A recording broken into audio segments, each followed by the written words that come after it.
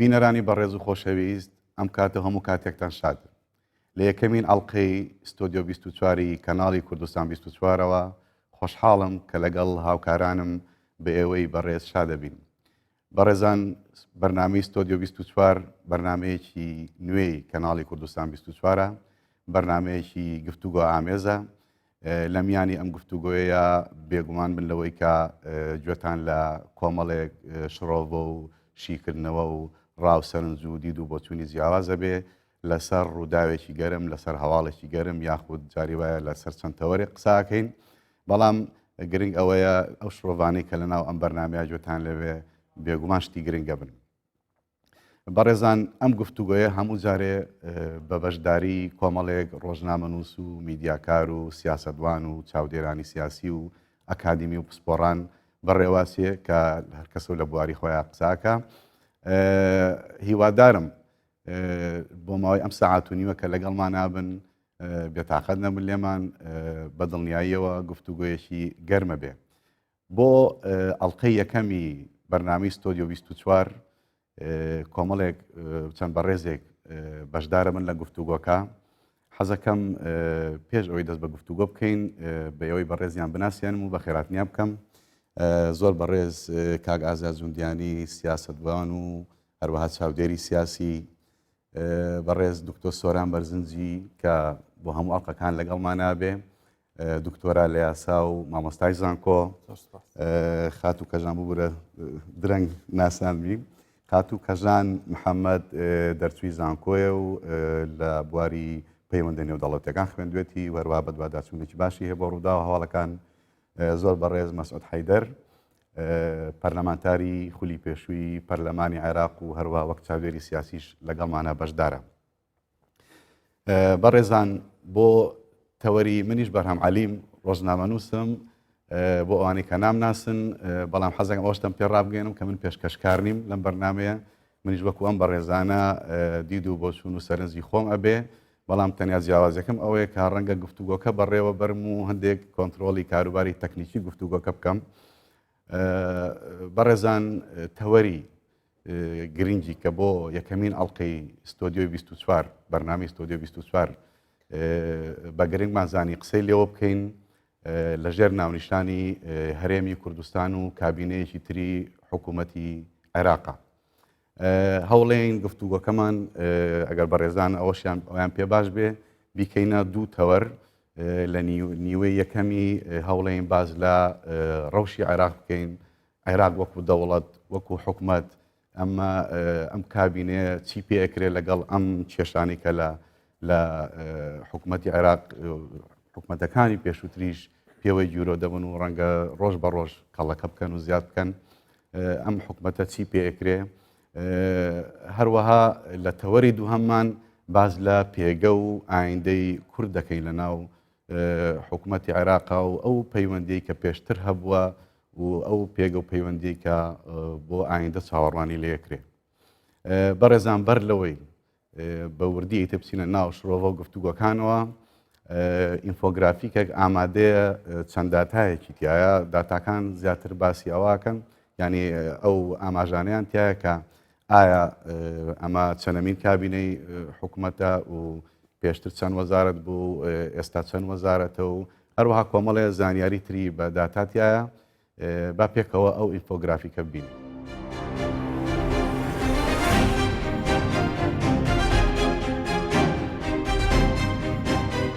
حەفت کابینە لە 17 ساڵدا حکوومەتەکانی عێراق پاش ساڵی 2003. یەکەم حکوومەتی کاتی 2004 حکوومەتەکەی ئەیاد عەلاوی. لە 28 حوزەیرانی 2004 یەکەمین حکوومەت بە ناوی حکوومەتی کاتی بە سەرۆکایەتی ئەیاد عەلاوی پێکهێنرا. ژمارەی وەزارەتەکانی 31 وەزارەت بوون، 28 وەزارەتی فعلی و 3 وەزارەتی دەوڵەت. 5 وەزارەتیان هی کورد بوون، وەزارەتەکانی دەرەوە، کاروباری ئافرەتان، سەرچاوەکانی ئاو، شارەوانی، مافی مرۆڤ، سەرباری پۆستی جێگیری سەرۆکوەزیران. دووەم حکوومەتی قۆناغی ڕاگوزەر ئینتیقالی ساڵی 2005 کابینەکەی ئیبراهیم جعفەری. لە 28 نیسانی ساڵی 2005 پێکهێنرا. حکوومەتێکی کاتی بوو بۆ قۆناغی ڕاگوزەر تاکو پەسەندکردنی دەستور و پێکهێنانی حکوومەتی هەمیشەیی. پێکهێنانی ئەم کابینەیە هاوکات بوو لەگەڵ وەرگرتنی پۆستی سەرۆکایەتی کۆماری عێراق لەلایەن مام جەلال. حکوومەتەکە بە سەرۆکایەتی ئیبراهیم جعفەری بوو ژمارەی وەزارەتەکانی 32 وەزارەت بوون پشکی کورد تیاندا 7 وەزارەت بوو ئەوانیش وەزارەتەکانی دەرەوە مافی مرۆڤ شارەوانی سەرچاوەکانی ئاو کار و کاروباری کۆمەڵایەتی گەیاندن پلاندانان لەگەڵ پۆستی جێگیری سەرۆکوەزیران سێم یەکەمین حکوومەتی هەمیشەیی ساڵی 2006 کابینەکەی یەکەمی نوری مالیکی باش ئەوەی بە ڤیتۆی سەرکردایەتی سیاسی کوردستان جعفەری چانسی وەرگرتنەوەی پۆستی سەرۆکوەزیرانی نەما نوری مالیکی بۆ پێکهێنانی یەکەمین حکوومەتی هەمیشەیی ڕاست پێدا کابینەکەی مالیکی لە 20 ئایاری ساڵی 2006 لەلایەن پەرلەمانی عێراقەوە متمانەی پێبەخشرا کابینەکە لە 37 وەزیر پێکات بوو 27 وەزیری فعلی و 10 وەزیری دەوڵەت لەم کابینێدا کورد سەرباری پۆستی جێگیری سەرۆکوەزیران 7 وەزارەتی بەرکەوت بوو کە بریتی بوون لە وەزارەتەکانی دەرەوە پلاندانان سەرچاوەکانی ئاو ژینگە ئاوەدانکردنەوە و نیشتەجێکردن داد پیشەسازی و کانزاکان چارەم کابینەی دووەمی نوری مالیکی ساڵی 2010 ئەم کابینەیە پاش 9 مانگ لە سەقبەستنی سیاسی و پێکنەهاتن سەرنجام بە هەوڵ و نێوەنگیری سەرۆک مەسعود بارزانی توانرا پێک بهێنرێت لە 22 کانونی یەکەمی ساڵی 2010 لەلایەن پەرلەمانەوە متمانەی پێبەخشرا کابینەکە بە سەرۆکایەتی نوری مالیکی لە 28 وەزارەت پێکات بوو کورد لەم کابینەیەدا وەزارەتەکانی دەرەوە کۆچ و کۆچبەران تەندروستی و بازرگانی بەرکەوت بوو سەرباری پۆستی جێگیری سەرۆکوەزیران لەم کابینەیەدا بڕیاری بڕینی موچە و بودجەی کوردستاندرا پێنجەم کابینەی حەیدەر عەبادی ساڵی 2014 لەم کابینەیەش لە 8 ئەیلولی ساڵی 2014 لە گەرمەی سەرهەڵدان و شەڕی تیرۆریستانی داعش پێکهێنرا سەرەتا عەبادی سێ جێگیری بۆ دانرابوو بەڵام لە 9 ئابی ساڵی 2015 بە فشاری مەرجعیەت و خۆپیشاندەران پۆستەکانی جێگرانی سەرۆککۆمار و سەرۆکوەزیرانی هەڵوەشاندەوە لەم کابینێدا تەنها 4 وەزارەت بەرکورد کەوتبوون ئەوانیش وەزارەتەکانی دارایی کۆچ و کۆچبەران ڕۆشنبیری و مافەکانی ئافرەتان کە وەزارەتی مافەکانی ئافرەتان پاش تەنها 1 ساڵ هەڵوەشەندرایەوە وەزارەتی داراییش پاش وەرگرتنەوەی متمانە لە وەزیرە کوردەکەی هۆشیار زێباری لەلایەن عەبدوڵڕەزاق عیساوە بە وەکالەت بەڕێوەبرا شەشەم کابینەی عادل عەبدولمەهدی ساڵی 2018 ئەم کابینەیە پاش ماوەیەکی زۆر لە کێشمەکێشم و ڕێکنەکەوتنی لایەنە شیعەکان پێکات پەرلەمانی عێراق لە 25 تشرینی یەکەمی ساڵی 2018 متمانەی بە 14 ئەندامی کابینەکە بەخشی عادل عەبدولمەهدی ئەگەرچی هیچ کوتلەیەکی پەرلەمانی نەبوو لەلایەن بەشێک لە هێزە شیعەکانەوە بۆ پۆستەکە دیاری کرا و متمانەی پەرلەمانی بەنیوەچڵی بۆ دەستەبەر کرا لە دانیشتنی متمانەدان بە کابینەکەی تەنها توانرا چاردا لە کۆی 22 وەزیری وەزارەتەکەی یەکلایی بکرێتەوە لەم کابینێدا 3 وەزارەت بەرکورد کەوتبوون دارایی شارەوانیەکان داد وەزیری دارایی دکتۆر فواد حسێن هاوکات پۆستی جێگری سەرۆکوەزیرانیشی پێبەخشرا بوو عادل عەبدولمەهدی لە پاش تەشەنەکردنی خۆپیشاندەرانی بەرفراوان و ئەو ڕووداوانەی لە خۆپیشاندانەکان کەوتنەوە سەرنجام بە فشار و لە سەرداوای مەرجعیەتی شیعەکان لە 1 دیسەمبەری ساڵی 2019 دەستی لە پۆستەکەی کێشایەوە بەڵام بەهۆی ڕێکنەکەوتنی سیاسی لایەنەکان و پێکنهێنانی کابینەی نوێ تا 7 ئایاری 2020 لە پۆستەکەیدا وەکو سەرۆکوەزیرانی کاربەڕێکەر مایەوە هەفتەم کابینەکەی مستەفا کازمی ساڵی 2020 پاش شکستێنانی دوو کاندیدی دیکە محەممەد عەلاوی و عەدنا زولفی لەوەی بتوانن کابینەی حکومی پێکبهێنن بە ڕێکەوتنی شیعەکان و پشتگیریکردنی کورد مستەفا کازمی کرایە بربژێر و لە درەنگانی شەوی 6 ئایاری 2020 پەرلەمانی عێراق لە دانیشتنێکی نائاساییدا دەنجی بە کابینەکەیدا و متمانەی پێبەخشرا کابینەکەی کازمی لە 22 وەزارەت پێکاتون کە پەرلەمان تەنها 15 پەسەند کردووە و 7 وەزارەتی ماونەتەوە کە وەزیریان بۆ دیاری بکرێت ئەوانیش وەزارەتەکانی دەرەوە نەوت ڕۆشنبیری داد کۆچ و کۆچبەران بازرگانی و کشتتوکاڵ ئێستا ئەو وەزارەتانە لەلایەن وەزیرەکانی دیکەوە بە وەکالەت بەڕێوە دەبرێت لەم کابینێدا کورسێ وەزارەتی بەرکەوتووە دەرەوە شارەوانیەکان و داد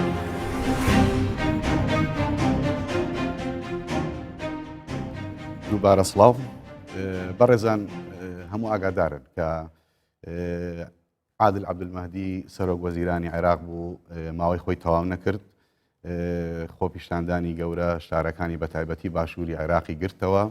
و تونند و تیژی گەورەی لەکەوتەوە قوربانی و شەیدی زۆری لەکەوتەوە ئەمە هەموو لەگەڵ چەند ڕووداوێکی تر وایان کرد فشارێکی گەورەیان بۆ سەر حکوومەتەکەی عادل عەبدولمەهدی دروست کرد کە دوجار بەبێ ئەوەی ماوەی خۆی تەواوکە ماوەی یاسایی خۆی تەواوکە دەستی لە کار کێشایەوە بە دوای ئەوە دیسان عێراق کەوتەوە ناو فەراغێکی سیاسی عادل عەبدولمەهدی وەک سەرۆک وەزیرانی کاربەڕێکەر لە کارەکەی خۆی بەردەوام و بۆ چەند مانگێک پاش مشت و مڕ و بگرە و بێنەوە بەردەیەکی زۆر پاشەوەی دوو کاندید بە فەرمی لەلایەن سەرۆکایەتی کۆمارەوە تەکلیف کران کە با بڵێن ببن پۆستی کابینە پێک بێنن کابینەی حکوومەتی عێراق پێک بێنن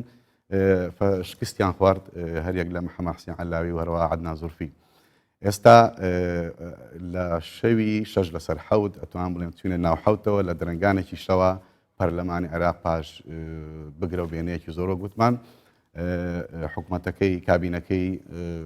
مستەفا کازمی وەک سەرۆک وەزیرانی نوێی عێراق وەک سەرۆک وەزیرانی کابینەیەکی نوێی عێراق پەسەند کرد کە لە 22 وەزارەت پێک هاتبوو وەک لە ئینفۆگرافیکەکە دەرکەوت بەڵام 15 وەزارەتیان کاندیدەکان با بڵێن پەسەند کران لایەن پەرلەمانەوە بە زۆرینەی دەنگ حوت کاندیدیش لەوانە هەندێکیان هەر ئەسڵەن کاندیدیان بۆ پێشکەش نەکرا مانەوە بۆ کاتی تر هەندێکیش لەوانە کە لە هەردوو بەرەکە پشکی کوردی تیا بوو دەنگی پێویستیان نێنا کاندیدەکە دەنگی پێویستیان نێنا زانین ئێستا حەزەکەم لێرەوە دەست پێ بکەین ئێستا عێراق حکوومەتی کازمی هاتوتە سەر با بڵێن کۆمەڵێک قەیرانی گەورە چ لە ڕووی سیاسی چ لە ڕووی ئابووری چ لە ڕووی مرۆیی چ لە ڕووی ئەمنی من حەزم کرد با بڵێن ئیشارەتێکی خێرا لە ناو قسەکانی خۆمان بەو کێشە زۆر دیارە ئەمنیەکان کێشە زۆر دیارەکان لە هەموو ڕوەکانەوە باس بکەم یەکەم مەسەنەن لە ڕووی سیاسیەوە عێراق دەوڵەتێکە کۆمەڵی کێشەی سیاسیتیایە ململانی ئەمریکا و ئێران هەیە بەردەوام ململانی دەوڵەتانی ئەقلیمی بەگشتی دەوڵەتانی زلهێز لە ناو عێراقا هەیە کێشەی ململانەی تایفی زۆر توند هەیە لە بینی شیعە و سونە سونە سونە شیعە شیعە هەروەها کێشەیەکی زۆر گەورەتر کە پەیوەندە بە ئێمە و ئەویش بوونی کورد و بوونی هەرێمی کوردستانە ئەو مافەڕەوانەی کورد کە تا ئێستا لە سەرەتایی بڵێن دروستبوونی دەوڵەتی عێراق تا ئێستا ئەمەوەکو کێشەیەکی گەورە ماوەتەوە لەگەڵ چەندین کێشەی تر کاک ئازاد کێشە سیاسیانی کە باز دەکرێ ئایا حکوومەتی کازمی حکوومەتێکی نوێ دەرەقەتی دێ ئەتوانێت ئەم کێشە گەورانە چارەسەر بکە کە باسی لە یەکەین زۆر سوپاس پیرۆزبایی بەرنامە تازەکە لە بەڕێزیشتوو لە کەناڵی 24 کوردستان 24 شەکەم لە ڕاستیدا بنەمەوێت بە پەند و یا مەسەلەیەکی کوردی دەست پێ بکەم ئەمە تەنانەت ئیشارەتت دا بەوەی کە بە شەو بۆ دوای نیوەی شەو ئەو کابینێ هەڵبژێرە دەنگی پێدرا لە پەرلەمان پێم وابی ئەوانی تریش یەکدوانێکیان ئەوانیش هەر بە شەو بوو بەڵام ئەوەی کازمی دەنگی هێنا ئیتر ئەبێ ئێمە لەو ڕوانگەیەوە تەماشا بکەین بزانین بە پێی پەندە کوردیەکە شەو قەڵای مێردانە بزانین کازمی ئەو مێردەیە مێرد بە معنای ینی ژن و مێرد نا بە معنای ئەو کەڵە پیاوەیە کە بتوانێت ئەو ڕوبەڕووی ئەو کێشانە بێتەوە یان نا بێگومان بۆ چوونی جیاواز دێتە پێشەوە لەو ناحیەوە ڕەنگە جارێ هەردووی بڵێتە تازە یا فەتاحیا ڕەزاقەتەوە بۆ پێڵێ ئەمە پێیەکریان بۆی ناکرێ من لە ڕوانگەی کازمی خۆیەوە نا لە ڕوانگەی دەوڵەتێکی پوچەڵ کە وەکو قاوەغێکی لێ هاتووە لە ناوەرۆکدا هیچ نییە ئیتر کازمی بێ من بم تۆبی هەر کەسێک بێ ئەتوانێت چی بکە ئایا ئەتوانێت ئەم دەوڵەتە کە 100 ساڵە لە ڕوانگەی ئێمەوە وەکو کورد دەوڵەتێکی فاشیلە و ئێستا ئیسپات بوون هەر ئێمە نین لە خلالی ئەو 20 ساڵ 30 ساڵی ڕابردوودا هەروە دەرکەوتووە کە ئەمە دەوڵەتێکی فاشلێ لە وڵاتانی تریش و خەڵکی تریش و ڕوانگەی جیاجیای ئەوروپی ئەمریکی عەرەبی نازانم کوێتر دەوڵەتێکی فاشیلە یعنی ئەو کێشانەی کە هەن ئەمە دەرهاوێشتن یان بەرجەستەبوونی کێشەی بوونیێوین لە عێراقدا لە دەوڵەتی عێراقدا ئەو کێشە بوونیێوانە ئایا سەرۆکی وەزیرانێک ئەتوانێت چارەسەری بکە یان ئەمە موهیمەیەکە بێ مهمەی دەوڵەتەکەیە چونکە دەوڵەتەکە فاشیلە نەک حکوومەتەکە ڕەنگە حکوومەتەکە بینیمان حکوومەتی عادل عەبدولمەهدی بەڕێز عادل عەبدولمەهدی هات وتیان فاشیلە و دوایێ پێیان وت خوارد لەگەڵ هین نەبوو بەڵام کە دەوڵەت فاشیل بێ ئەمە مهمە ئایا کازمی ئەتوانێ ئەمە بکە یان نا لەو ڕوانگەیەوە ئەتوانێت ئەو کێشانەی کە جەنابەت ئاماژەت پێدا ئەو کێشە بوونیێویانەی کە هەیەی کە ئەمە من پێم وانییە کازمی بتوانێت ئەم کێشانە چارەسەر بکە چونکە کازمی ئەیوێ وەکو دەوڵەتدارێک هەرچەندە خۆی لە پەیامەکەی خۆیدا ئەڵێ من لایەنگری یان دەوڵ حکوومەتی من حکوومەتی حل لە حکوومەتی ئەزەمات نییە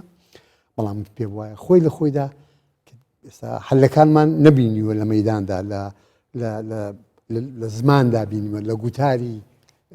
سیاسیدا بینیومانە لە مەیداندا نەمان بینیوە بزانین ئەتوانێت حلالی مەشاکل خێشانە لە کابینەکانی ڕابردوش تقریبان هەبوون بەڵێ لە هەمووی هەبووە بۆیە من پێم وایە کە کاظمی زەحمەتە بتوانێت ئەم کێشانە هەرکار ڕەنگە هەندێک شتی هەندێک ئیجراعات بکە بە تایبەتی ینی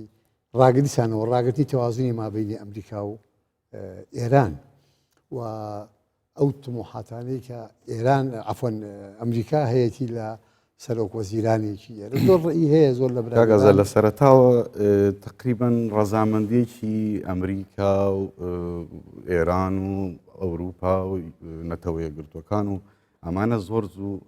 با بڵین دەستخۆشیان کردووە بۆ هەموو حکوومەتێکی بۆ هەموو کابینەگەمایان کردووە ئەویان کرد بەڵام خۆی عەدنان زورئین با بڵین مستەفا کاظمی یەکەم ڕۆژ لە تویتاوتی کاک مەسعود حەزەکەم لێەوە دەست پێ بکەین مستەفا کاظمی وتی خەڵکێک پیرۆزبایم لێەکەن لە تویتێک نووسیبووی بەڵام هۆیە سەرخۆشیم لێ بکەن کە من هاتمەتە سەر کۆمەڵی مشکیلە حەزەکەم جەنابەت لەسەر کێشە ئەمنیەکانی عێراقیش قسە بکەی مەسەرەن بوونی میلیشیات سەر هەڵدانەوەی داعش ئەو بۆشایی ئەمنی ناوچە کوردستانیەکان دروست بووە زۆر سپاس خوشحاڵم بم مێزگرد و دانیشتنە و طبعا من هاوڕای بەشێک لە قسەکانی کاک ئازادم لە عێراقا فعلا ئێستا دەولە عەمیقە حکمی عێراقەکە و ئەتوانم بڵێم لە دوای دووهەم فترەی حکمی نووری مالیکیەوە دەولە عەمیقە لە عێراقا زۆر خۆی چەسپاند و چۆ ناو هەموو جومکەکانی دەوڵەتەوە و ڕۆڵی موسساتی نەهێشت ئەحزاب کۆنتڕۆڵی موسساتی دەولەی کردووە و هێزێکی شاراوە هەیە لە پشت موسساتی دەوڵەوە کە تحکم پێوەکەن و بینیشمان ئەمە ڕنگدانەوەی هەبوو لە فترەی حکمی عادل عەبدولمەهدی ممکنە جیاوازیەک هەبێ لە کارکتەری عادل عەبدولمەهدی لەگەڵ کاظمی بەڵام احتیمالە کاظمی تووشی هەمان گێرۆکێشەکانی عادل عەبدولمەهدی ببێتەوە چونکە هیچێکێک لەوان کوتلەی سیاسی بەهێزیان نەبوو و نیانە لە ناو پەرلەمانی عێراقا و ئەمەش لە نظامی پەرلەمانیە ئیشکالێتێکی زۆر گەورەیە و حقیقەتێکیش هەیە کە ئێمە ئاگادارین زەختی دەولی وای کرد کە ناوماڵی شیعە و کوتلە سیاسیەکان پاڵپشتی کاظمی بکەن بۆی کابینەیەکی وەزاری تشکیلکە و زەختە دەولیەکەش لە نەتیجەی ئەو وەزع اقتصادی خراپەیە کە عێراق ڕوبەڕووی بۆتەوە ئەگەر بەتایبەتی ئێستا پارەی نەوتی عێراق لە ئەمریکا ئەچێتە ئەمریکا و لەوێ حیمایە کرایە ئەو جا دێتەوە بۆ عێراق ئەگەر ئەو حیمایە لەسەر هەڵبگیرێ عێراق هیچ داهاتێکی نابێ بۆ نمونە و ئەتواندرێ دراوی عێراقی ئەوەندە بێبەها بکرێ کە عێراق لە ڕووی اقتصادی و بڕخێ ئەجا کاظمی نیەتی باشەشی هەبێ خۆیشی لەبەرەوەی سەرۆکی دەستگایەکی ئەمنی بووە کاظمی ئەو فترەی کە سەرۆکی ئەو دەستگا ئەمنیە بووە توانیوێتی بەڵەنسێک دروستکە لە پەیوەندیەکانی لەگەڵ ئەجهیزە ئەمنیەکانی هەم ئێران و هەم وڵاتانی ئیقلیمی و هەم وڵاتانی جیهانیش توانیوێتی ڕۆڵێکی ئەرێنی ببینێ و بەسەراحەت یعنی عادل عەبدولمەهدی حکوومەتی عادل عەبدولمەهدی حکوومەتێکی ئێرانی بوو و بۆیە ئەمریکا بە هەموو قوتێکی دژایەتیە کرد و بەربەستی بۆ دروستە کرد و عادل عەبدولمەهدی ئەیتوانی بە میکانیزمێکی تر ئیش بکە و حکوومەتەکەی تەسلیم بەبەرەی ئێران نەکا بۆ ڕادەیە کە مدیر مەکتەبەکەی حکوومەت بەڕێوە بە ئەمە هەڵەی تاریخی بۆ خۆی بۆ لەبەرێ ئەو پیاوێکی هەم پاکە و هەم زۆر شارەزایە و خەباتێکی زۆر و مێژوویەکی بەڕاستی باشی هەیە لە عملی سیاسی لە عێراقا ئێستا کاظمی چەند تحدیەکی زۆر گەورە لە بەردەمیەتی مهمترین تحدیان تحدی اقتصادیە کە عێراق ئێستا بەجددی لە وەزعێکی دارایی زۆر خراپە ڕاستە عێراق احتیاطی هەیە لە بەنکی مرکزی بەڵام تەنها بەمە معالەجە ناکرێت دەستبردن بۆ ئەو بابەتە ممکنە ئیشکالیاتی تر دروستکە تحدیاتی ئەمنی لە عێراقا زۆرە بۆیە عێراق پێویستی بە هەرێمی کوردستان و هێزی پێشمەرگە و هەماهەنگی تەواوی هەیە لەگەڵ هەرێمی کوردستانە بۆ بابەتە و مۆزوعی دروستکردنی تەوازونە لە عێلاقاتی خارجیە و عێراق لە ماوەکانی ڕابردوو جگە لە فتری حکمی حەیدەر عەبادی کە محاولەی کرد بەڵانسێک دروستکە عێراق هەمیشە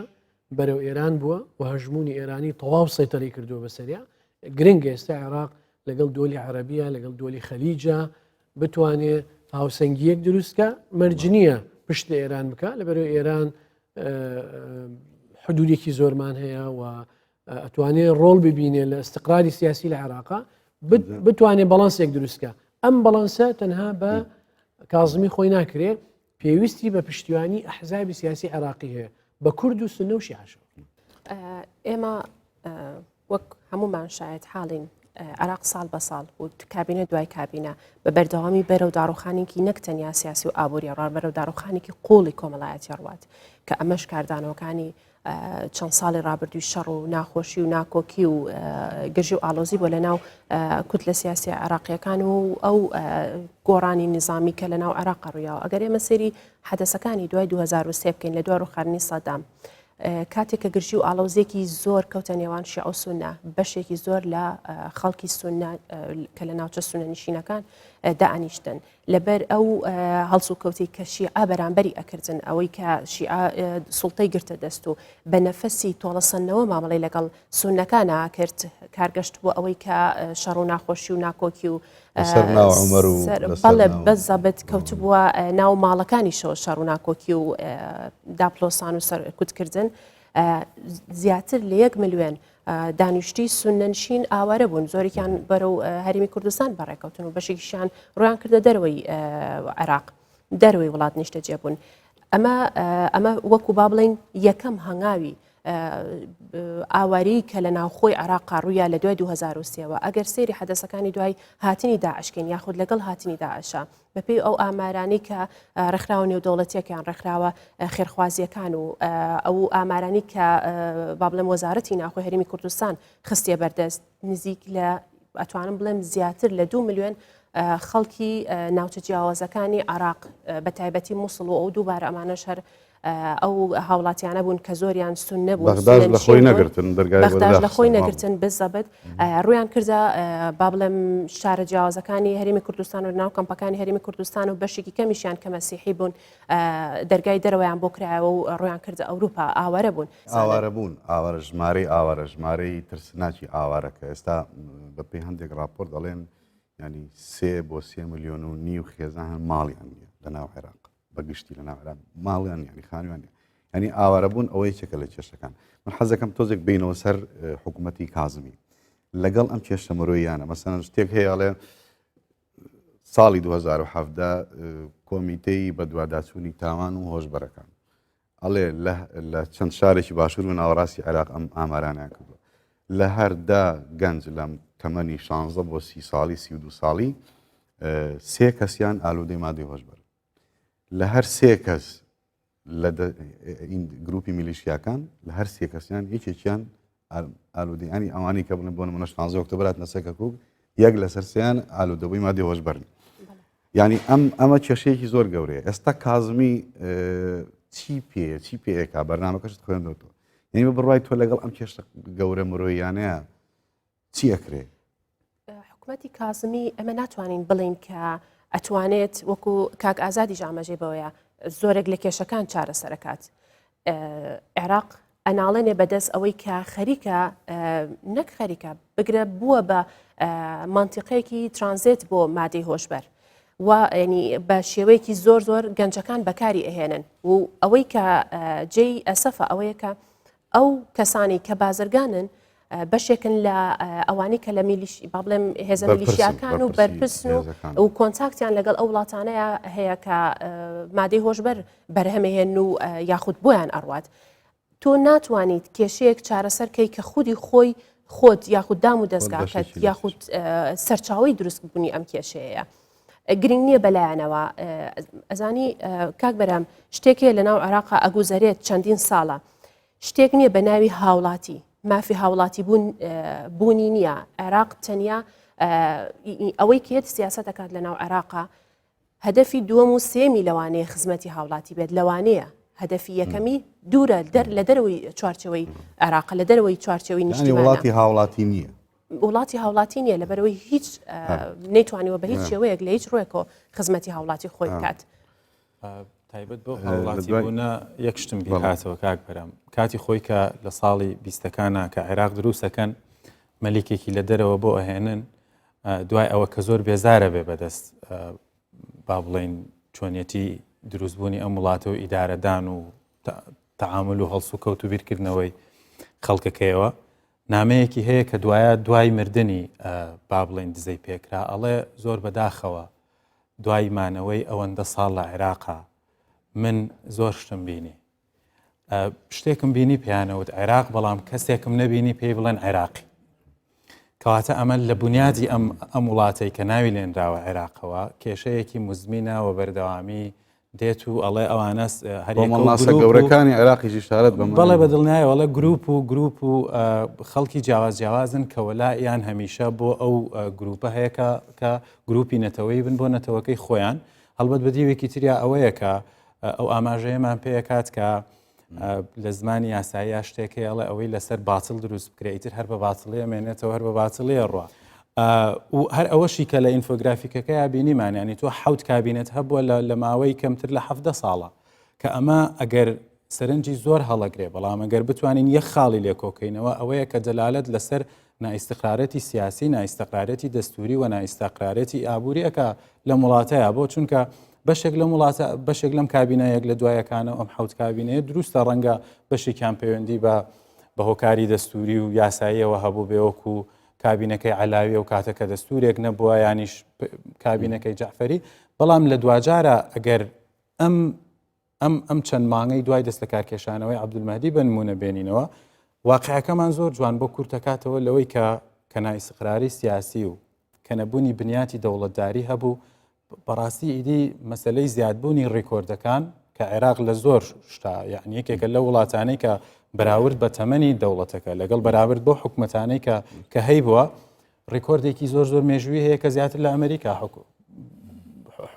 حکوومەت و کابینێتیا دروست بووە منی شەمەوەکو مامۆستا ئازاد هەر بە پەنجێکی کوردەواری دەست پێ بکەم ئەڵێ تاریکی شەو سەر لە ئێوارە دیار جا ئێمەش چۆنی بزانین ئەم حکوومەتە ئایا لە شەوێکی تاریکا کە لە تقریبا 12 ئەندازیاری تایە ئەو کابینە بەڵێ من خوێنەوە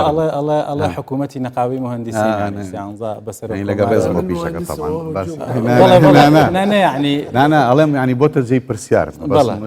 ڕەنگە ئەوە خۆی بۆ خۆی بێتە گرفتیارێکێکە لەو پیشانەی کە زەی شانازیە بەسەوەیە کە بۆتە پرسیار بەدڵنیایەوە ینی جا خۆی وەکو نەریت وایە هەمیشە کە حکوومەتێکی تازە لە هەر شوێنێکا دێتە دیتۆ ینی با بڵێن چاودێران لە دوو ناحێوە لە دوو گۆشەنیگا و هەڵسەنگانی بۆکەن بەشێکیان بریتە لە خودی سەرۆکوەزیران و تیمەکەی واتە توانامرۆیەکەی و بەشەکەی تری بریتە لەو کابینە و لەو نەخشە ڕێگا و لەو بەرنامەوەزارەی کە مەسەلەن ئەیهێنێ و تەرحیەکە بەسەراحەت کە ئەی خوێنیتەوە ئەوە ئەبێتە دەرەنجامێکی پێشوەختە کە بەرنمەکەی کازمی ئەخوێنیتەوە هەست بە ئەوە ئەەکەیت کە ناکرێتۆ هیوای لەسەر هەڵچنی بەڕاستی و دروست وەکو حکوومەتێکی نەک ئەوەی پێ ئەڵێ حکوومەتی حەل بەڵکو وەکو حکوومەتێکی کاتی یان وەکو کەڵەکێکی زۆرهین ئەوەی کە لە کوردەواریە دەستەواژەیەکی بۆ بەکارێنن کە زوو ئەڕوخێ بەرحاڵبا من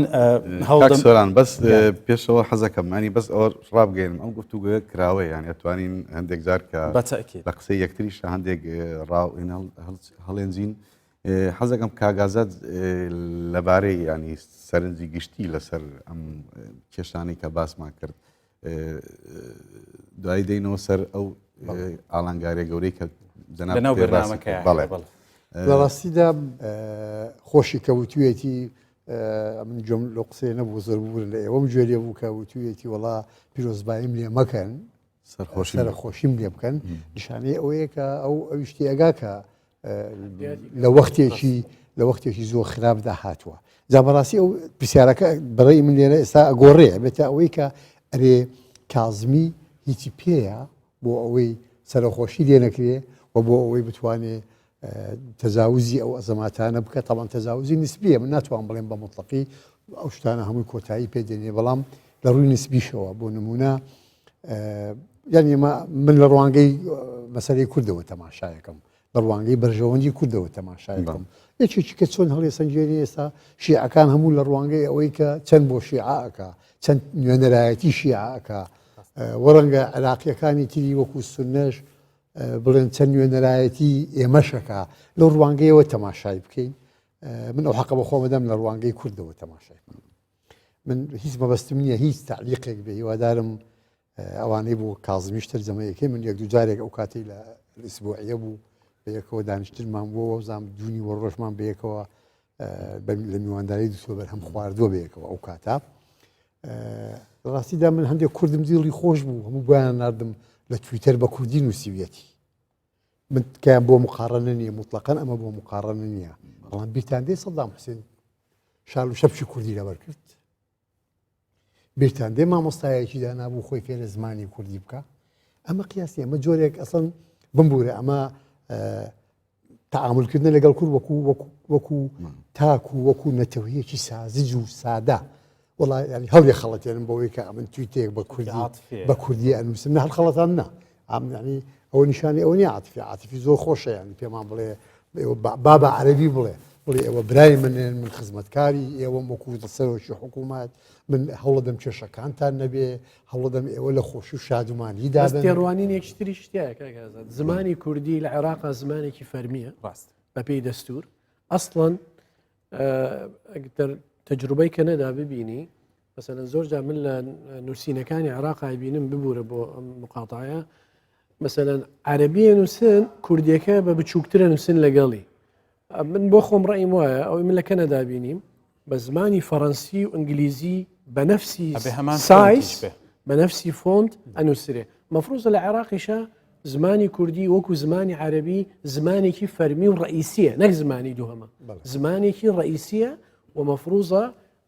ینی کەسێکی فەرمی وەکو ڕئیس وزەرا یا سەرۆکی پەرلەمان یا سەرۆک کۆمار کە ئەمانە بەکاربێنێ من بۆ خۆم پێم شتێکی باشە چونکە ئێمە دائیمەن داوایەوەکەین ئەڵێن مەفروضە دەستور بکەینە ئەساسێک ئەمە ڕاستە شکلیاتە بەڵام گرنگیشە چونکە لە یەک دوو دۆکمنتەوە بزانم لە مەسئلەی لە وزارەی تیجارە لە فۆرمی خۆراکۆوانەیە زمانی کوردیان لێلا برد پەرلەمانتارانی کورد اعتراضمان کرد هەندێک لە هاوڕێکانمان ئەمانە پێویستە بەڕێی من ئێمە وەکو بەرگریکردنێک لە سیستەمی فیدرالی لە عێراقا و لەو حقوقە دەستوریانەی کە کورد هەیەی لە بچووکترین مافەوە هەتا گەورەترینە کە ناوچە کوردستانەکانی دەرەوە هەرێمە کە مەسەلەی پێشمەرگەیە کە محالەجەی مەلەف اقتصادیە ئەبێ لی بێدەنگ نەبین و تەکیدی لێ بکەین بەڵام کاک مەسعود گرفتەکەی دەزانی چیە ئەم بەڕێزە ینی هیچ ئاماژەیەکی بەڕاستی بۆ ئەوە نەکردووە کە ئەم سەرۆکوەزیرانی حکوومەتێکی فیدراڵیە ینی سەرۆکوەزیرانەکانی پێش خۆی لانی کەم ئەگەر بە شکلیش بوو بێ ئەگەر بە جەنابەت لە پەرلەمان بووی ئەزانی کە پەرلەمان کاتێک کە متمانە بە سەرۆکوەزیرانێکەدا دواتر ئەو بەرنامە ئەو پابندێتی کە خستوێتە بەردەستی وەکە متمانەی پێوەرگرتووە سەرنجام لەسەر ئەوە لێپێچینەوەی لەگەڵاکرێت و بە دواجاچوون و مراقەبە شەکرێت بەڕێز ئەم سەرۆکوەزیرانە بەڕێزە هیچ ئاماژەیەکی بە دوور و بەنزیک نەکردووە بۆی کە هاتوۆتە سەر ئەوەی کە کابینەیەکی تازە لە دەوڵەتێکی فیدراڵیە بە سیستەمێکی فیدراڵی بەڕێوە جاگەری ئیجازە بفەرمووی من بە خێرایی بەناو بەرنامەکە بەڵێ ئەوە گرنگە بۆ هەمومان ئێجگار گرنگە کە ئێمە وەکو عەرزم کردن لە دوو لایەنەوە مەسەلەی لایەنە مرۆیەکە ئێمە لێگەڕین حکمی بەسەرا نادەین ئایا مەسەلەن 13 ئەندازیاری هەیە یا چەند کەسی تری لەگەڵە ئەوە لێگەڕین بۆ کات بە ئیجابیە دقیقداریەکی باش و سیاسیکی هیوادارین وا بکەوێتەوە ئینشاءڵڵا بەڵام امتیازی طبقیت هەیە بەڵام شتێکی زۆر سەرنجڕاکێشەیە کاتێک کە من ینی هەمیشە وام حەزم لێ بچم سەیری بەرنامەی حکوومەتەکان بکەم بزانم سەرەتا چیان پێیە کە بەراوردی ئەەکەی بەوەی بەڕێز عادل عەبدولمەهدی هەستەکەی ئەو زاتە بەردی زۆر گەورەی هەڵگرت بوو بۆ نەهاوێشتنەوەی کە کوور دەڵێ بەردی گەورە هەڵگرتنی نیشانی نەهاوێشتنە جا 148 لاپەڕەی بۆکو بەرنامەی حکومی هێنا بوو زۆر ئیتر هەموو تەفاسیلێکی تیا بوو ئەم هاتووە زۆر بە پراگماتیکانە زۆر کورتی کردوێتەوە چەند خاڵێکی گرنگی 8 خاڵی جا کردوێتەوە ئەڵێ من لە ماوەی ئەم کابینەیە هەرچەنێکە خایەنێتە هەڵبژاردن ئەتوانم ئەمە بکەم کەواتە ئەمە لەم ڕۆک و خاڵێکی باش ئەتوانین بۆی حساب بکەین بەڵام ئەوەیە کە ناوەڕۆکەکەی بەڕاستی زۆر خاڵە جەوهەریەکانی لە خۆی نەگرتووە جا کۆمنتی نووسەرێکم خوێندەوە لەسەر بەرنامەکەی عەبدولمەهدی ئەڵێت ئەمە لە مانگی کانونی یەکەمی ساڵی 2019 یعنی تقریبا چەند هەفتەیەک دوای دەست بەکاربوونی کە ئەکرێ یعنی من کە ئەو کۆمنتەم بینی و تەحلیلاتەکانی خوێندەوە ئەو کابرایان بۆ دەرکەوت کە کەسێکی زیرەکە کە لە میانەی بەرنمەکەیەوە ئەڵێت ئەم بەرنمەیە کە عەبدولمەهدی دایناوە ئەبێت چەرچڵی بۆ بێنی بیکەی بە وەزیری بەرگری ئەم مۆسۆلێنی بۆ زیینی وکەیتەوە بیکەی بە وەزیری دیفاع ئیمامی عومەری کوڕی عەبدولعەزیزی بۆ بکەی بە وەزیری دات حەزرەتی یوسفی بۆ زیینی وکەیتەوە بیکەی بە وەزیری دارایی و ئەوانەیە مالی و خەزانە و ئەوانە ئەوە ئادەم سمیسیشی بۆ بێنی بیکەی بە بریکاری وەزارەتی دارایی بە هەمان شێوە لە دوجارە ئەڵێ سەرباری هەموو ئەمانەشی بۆ بکەی پێویستی بە عەسای موسا هەیە کە بێت و بە سحرێک ناکۆکی نێوان شیعە و سونە لێک باتەوە و بە جارێکی تریش ئەو ذهنیەتی کورد هەمووی پاکاتەوە لە ئەو زوڵم و ستەمە 100 ساڵەی زیاتر لە 100 ساڵەی کە لێیان کراوە بیریان بەرێتەوە اینجا عەبدولمەهدی ئەتوانێت ئەم کابینەیە ئەم بەرنامەی کە خۆی دایناوە بتوانێت جێبەجێ بکە مەبەستم عەبدولمەهدیە بەڵام ئەم هاتووە زۆر بە کورتی پێشینەکانی حکوومەتەکەی دیاری کردووە بە 10 خاڵ کە یەکەمینیان هەڵبژاردننی پێشوەختەیە کەواتە لە ئیستەوە ئەم خۆی وەکو حکوومەتێکی کاتی ناساندووە لەوەی کە پێمانەڵێ ئەمەلی زۆرم لەسەر هەڵمەچنن لەبەرەوە من حکوومەتێکی کاتیم لە هەر کاتێکە لایەنە سیاسیەکان گەشتنە ئەوەی کە بتوانن هەڵبژاردن بکەن ئیدی ئەم کابینەیە کۆتایی دێ و پاشان باس لە کۆرۆنا ئەکا و باس لە هەیبەتی سەپاندنی هەیبەتی دەوڵەتەکە و بە کۆکردنەوەی چەک لە دەستی دەوڵەتە و پاشان باس لە حیوارەکە حیواری وەسەنی دروست بکرێەوە مەسلەی ئایندەی هێزەکانی هاوپەیمانان و بەتایبەت هێزەکانی ئەمریکا و ئاماژەی بە هەستی هاوڵاتی بوون و زیندووکردنەوەی کردوێتەوە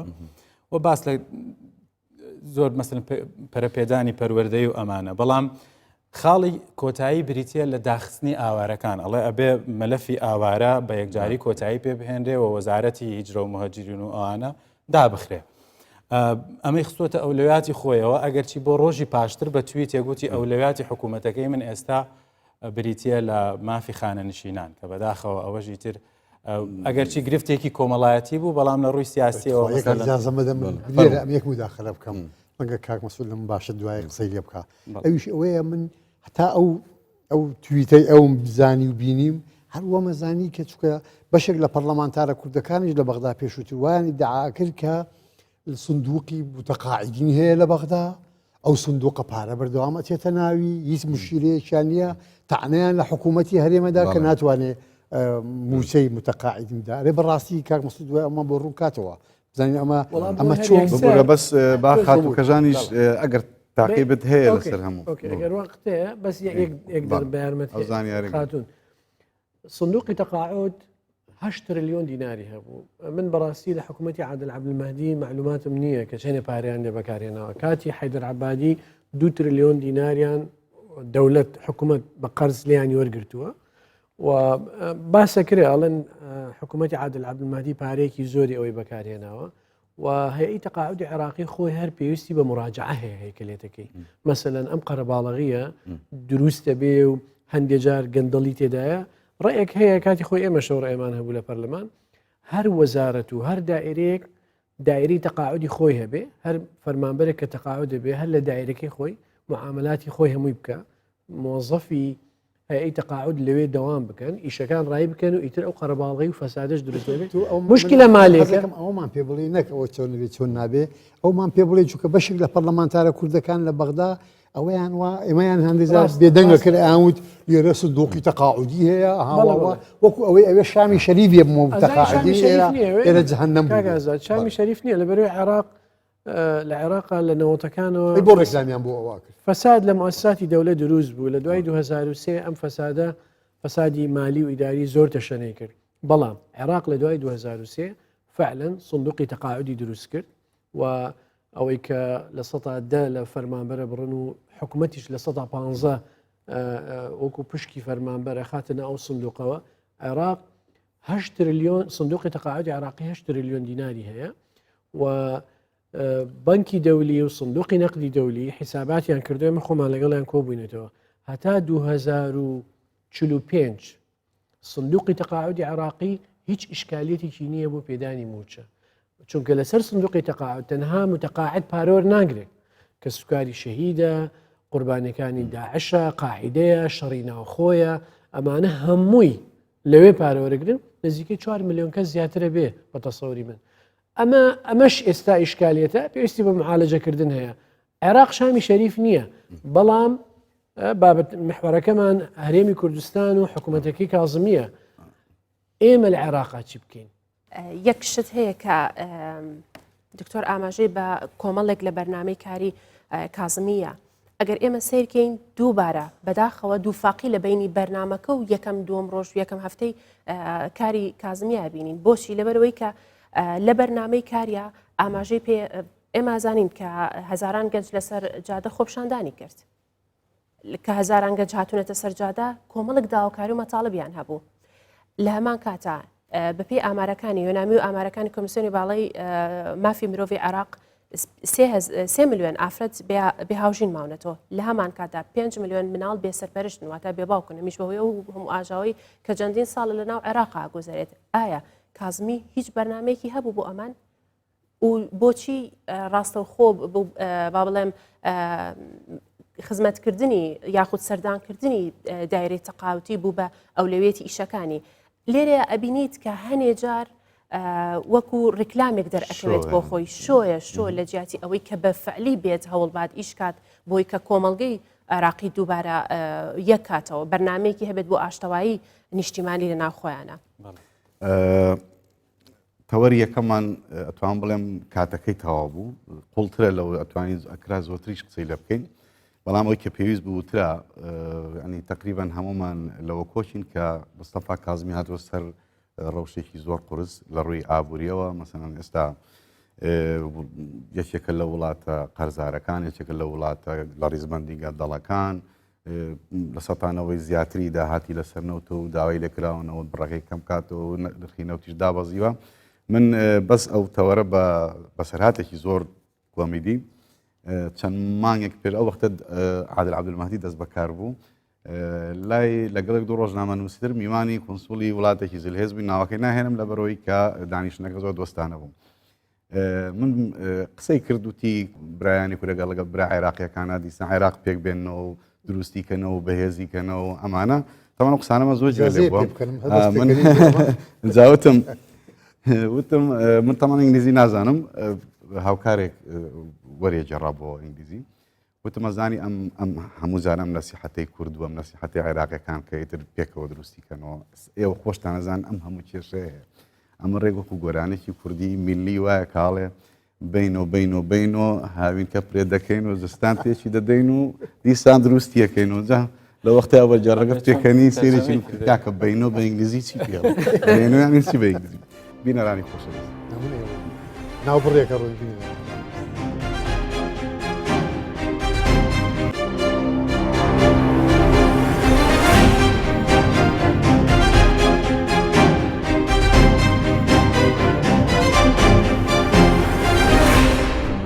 دووبارە سڵاو بە ڕێزان خۆشەویستان لە بەرنامەی ستۆدیۆ 24ەوە تەوەری دووەمی بەرنامەکەمان باز لە پێگەی کورد و هەرێمی کوردستانەکەین لە ناو حکوومەتی عێراقا بەرنامەکە چی پێ بۆ کورد بۆکو هەرێمی کوردستان زۆر باشە ئێمە بەگەڕانەوە بۆ بەرنامەکەی یەکشت تێئەگەین کە ئەم سەرۆک وەزیرانە بەڕێزە لانی کەم وەکو کەسێکی پراگماتیکی خۆی پیشانداوە لە میانەی بەرنامەکەیەوە تاگەر سیڤەکەشی نەزانی ئەتوانی پێی بڵێ کەسێکی پراگماتیکە یەکەم خوتوەکە خۆی لێ دەرباس کردووە کە پێم وایە ئەمەیان ڕاستە خۆ تایبەت پەیوەندی بە کوردستانەوە هەیە سەرۆک وەزیرانی پێش و بەڕێز عادل عەبدولمەهدی ئەم وتارەی هێنا نێو پرۆسەی حکومڕانی و با بڵێن سیاسی کوردستان عێراقەوە کە ئەڵێت الدولة الاتحادية الواحدة بەڵام ئەم خۆی لە کۆڵ ئەو ئیلتیزامە کردوێتەوە کە بە هیچ شێوەیەک باسیەوە ناکات کە عێراقیەک دەوڵەتەوە ئیتر من ملزمم بەوەی کە من پارێزگاری لە وەحدەی عێراق و ئەوانە بکەم ئێمە نابێ ئەوەشمان بیر بچێت کە فیدراڵێت بەڕاستی دڵخوازی هەموو عێراقی و هێز و لایەنە سیاسی عێراقیەکان نییە بەڕاستی ئەگەر ئێمە لە قۆناغێک لە قۆناغەکانە بەڕاستی وەکو تەرحێکی بەدیل بۆ سەربەخۆیی پێشکەشمان کردبێەوە ئامادە بین هەتا ئەم لەحزەیەش دەستمان پێوە گرتووە بەڵام بەڕاستی ئێستا تەرحی عێراق بەرەو سنترالیزم و گەڕانەوەیە بەڕاستی بۆ مەرکەز و ئەوانە و ئیلغاکردنەوەی فیدراڵیە من لەو قەلەقەوە بەڕاستی لەو نیگەرانیەوە تەماشای ئەو خاڵاکەم وەکو خاڵێکی سلبی سەبارەت بە باسکردنی کوردستان بەڕاستی ئەتوانم بڵێم ئەگەرچی تەوەرێک لە تەوەرەکانی تەوەری هەشتەمی بەرنامەکەی تایبەتە بە باسکردنی کوردستان و لە تایتڵەکەیان ناوی هێناوە بەڵام لە یەک شوێنە باسی کوردستانی کردووە ئەتوان بڵم لە دوو شوێنە لەو شوێنەی کە ئەڵێت مەبەستم لە یەک شوێنەکە ئەوەیە کە وەکو ئیلتیزامێک بەرامبەر بە کوردستان لە دوو شوێنە باسی کردووە حاڵەتێکیان باس لەوە کات کە ئەو بودجەی ئەو لەوێتە بەلایەوە بودجەیەکی ئیمەرجنسیە بێ بودجەیەکی حاڵەتی کتوپڕە بێ بودجەیەکی نائاساییە بێ لەوەیە ئەڵێ ئەم بودجەیە پێویستە خزمەتی پارێزگا مەحرومکراوەکانی باشوور و بەسڕەی پێ بکرێ و پاشان ئەو ناوچانەی کە داعش وێرانی کردوون ئاوەدانی بکاتەوە و پاشان هەرێمی کوردستان باشە ئەمە لەو ڕۆوە باسی کوردستانی کردووە لە شوێنێکی تریشا ئەو کاتێک کە مەسەلەن ئیلتیزامی خۆی بەرامبەر بە حەلکردنی ئەو کێشانەی کە لە نێوان کوردستان و بەغا هەیە زۆر بە شێوەیەکی سەطحی ئەڵێ بە تەعاون و هاوکاری لەگەڵ حکوومەتی هەرێمی کوردستان ئێمە هەوڵەدەن ئەو کێشە هەڵپەسێراوانەی کە لە نێوانمانایە بە ڕێزگرتن لەو ڕێکەوتنانەی کە ئەیکەین باش نییە و بە گوێرەی دەستور ئێمە معالەجەیەکەین و تەواو ئەمە ئیتر هیچ ئاماژەیەکی تری بە مافەکانی کوردستان بە تەفسیل نەکردووە و بە ئاماژەدان بە پێگەی هێزی پێشمەرگەی کوردستان نەکردووە لە کاتێکا کە ئەمە من بە مەترسی ئەزانم جا ئەگەر ئیجازە هەبێ من ئێستا بە کورتی ئاماژەی پێکەم ئەگەر زۆر بە کورتی حەزەکەم حکوومەتەکە لە حەزەکان جەنابەت بدەم زانی فەرموو طبعا خۆی بەرنامەی حکومی ئەتوانی بڵێ نەخشە ڕێگایە ڕاست نەخشە ڕێگای حکوومەتەکەیە ڕاست و مەرج نییە حکوومەت بتوانێت هەموو جێبەجێ بکە ممکنە ڕێژەیەکی لە ١٠٠ لە ١٢٠ ڕاست ئەگەر بینە سەر ئەرزی واقع مەسعود ئێمە جارێک ئێمە کورد جارێک ئێمە وەکو کورد بەرنامە جارێک وەکو هاوڵاتی بەس حەزەکەم هاوڵاتی عێراق زۆر مهمە بەس ئیجازە فەرموو کاک مەسعود من وتم ئەمە وەکو ئاماژەیەک بۆ تاریکی شەو سەر لە ئێوارە دیارە بەڵێ من نەزانم ئەمە هیچ نییە بەڵام ئاماژەیەکمان پێ ئەڵێ بەڕاستی کە ڕاستە ینی عێراق لەبەرەوەی لە حالەتی نەبوونی دەوڵەتە لە حالەتی نەبوونی مؤسساتە لە تەوەری پێشوشا باسمان کرد ئەسڵەن کازمی حکوومەتەکەی خۆی زەعیفە لەبەرەوەی هیچ کوتلەیەکی سیاسی نییە ئەو تێڕوانینەوە ئەو بەرنامەجی کە ئەوێ جێبەجێ بکە پێویستی بە یەکەم بە مؤسساتی بەهێزێ لە دەوڵەتی عێراقە ئێستا لە عێراقا بۆ مشکلەی ئەمنی گەورەترین کێشە لەناو وەزارەتی دیفاع و وەزارەتی داخلی عێراقیە هەیە تاوەکو ئەمە کۆنتترۆل نەکرێ و ئەو گەندەڵیە کە تێیدایە ناتوانێت کۆنتترۆلی جانبی ئەمنی بکە یعنی من بۆ خۆم تەسەورم وایە لەگەڵ ئەم هەموو ئینشائی کە نووسراوە من پێڵ ئینشا ئەمە ئینشاەکە نووسراوەتەوە و وەکو واجبێک کە ئیترە بێ حکوومەت بەرنمەیەکی هەبێ بەڵام کازمی هەم لە بەروی حکوومەتەکەی من بۆ خۆم پێمانە موقت بێ تا 2022 بەردەوامە بێ تا مانگینەوەی 2022 کە انتخاباتی ئەو کاتەیە کازمی تەرکیز لەسەر 4 مەلەفی ئەساسیەکە یەکەمیان مۆزوع اقتصادی کە ممکنە تا ساڵ و نیوکی تریش ئەزمە اقتصادی لە عێراق بەردەوام بێ و مشکلەی متقاعد حەلکە موچەی فەرمانبەرانی عێراق لە مەترسیایە 45 ڕۆژ جاری بدرێ یان کەم بکرێتەوە موچەی کوردستان بەڵێ ئەمە دوو محوەری ئەمنی محوەری چوارەم کە محوەرێکی زۆر ئەساسیە نەک تەنها موچە مشکلەکانی هەرێمی کوردستان لەگەڵ عێراق موچە نییە مشکلەکانی هەرێمی کوردستان لە دروستبوونی دەوڵەتی عێراقیەوە تا عەبدولکەریم تا ئەتفاقیەی 11 ئازار تا ئەتفاقی جەزائر تا ڕاپەڕین لە نەوەتەکان تا ڕوخانی سەددام و تا ئێستا ئێمە مشکلەی کەرکووک و ناوچە کوردستان ئێمە مشکلەی ئەساسی ئێمە لەگەڵ عێراقا مشکلەی خاک و مافی نەتەوەیی وەکو نەتەوەی کورد کە کاگازاد و جەنابەت داماژت پێکرد ئەنجا کازمی بە تەسەوری من جەنابەت ینی ملاحەزەکانت زۆر لە جێ خۆیەتی تەئید دەکەم بەڵام لەسەر ئەرزی واقع ئەم 4 محورە ئەساسیە لە عێراقیشە ینی ئێمە تاکیدمان کردوتەوە و ئەسڵەن لە 2019 کە ئیتفاقی موازنەی 2019 مان کردووە ئەو نەسە بە شێوازێک نووسیومانێتەوە یعنی ئەوانەی کە ئاگاداری وردەکاریەکانین ئەزانن چی شەڕێکی سیاسی دیبلۆماسی لەسەر و بابەتە کراوە بە شێوەیەک نووسراوەتەوە کە بە هیچ نەوعێک تەفسیری جیاواز هەڵ ناگرێ و ممکن نییە عێراق بتوانێت موچەی فەرمانبەرانی هەرێم ببڕێ بەڵام ئەمە قەرارێکی فەرمانبەرێک بڕی قەرارێکی سیاسیە کاکە ئەمە معادلاتی دەولی لە پشتەوەیە محارەبەی حکوومەتی هەرێمی پێکرێ ئەنجا ئێمە پێگەی ئێمە من حەزەکەم باسی ئەو تەوەرە بکەین کاکە ئێمە با نەقدی خۆشمان بکەین ئێمە خۆشمان وازمان لە عێراق هێناوە ئێمە بەغدامان چۆڵ کردووە لە 2003 100 پۆستی باڵا و لە مؤسساتی ئەمنی و قەزایی ئەترازێکەکەم کاک ئەمانە هەبوو ئێمە خۆمان عێراقمان سەردەمێک مامزلال لەوێ بووە وشیار زێباری لەوێ بووە بەرهەم ساڵح جێگەری سەرۆکی حکوومەتی عێراق بووە نازانم چیتر لێو بە لێرەوە کاک مەسعود بارزانی بەردەوام لەسەر خەت بووە کەچی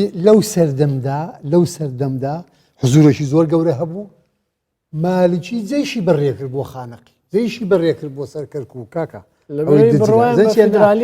ینی قوربان زانین چێ با مۆزوعەکە لەوەوە حەسەن نەکەین چکە ئەم قسەیە بە تایبەتی لە زۆر لە پەرلەمانتارە کوردەکانی بەغدام ژێرێ ئەبێ و زۆر لەوانەیە وەزائیفی حکومیشیان هەیە لەوێ جملێ بێ ئەڵێ جا ئێمە ئێرەمان بەجێ هێشتەوە کاکە هەمومان لەوێ بووین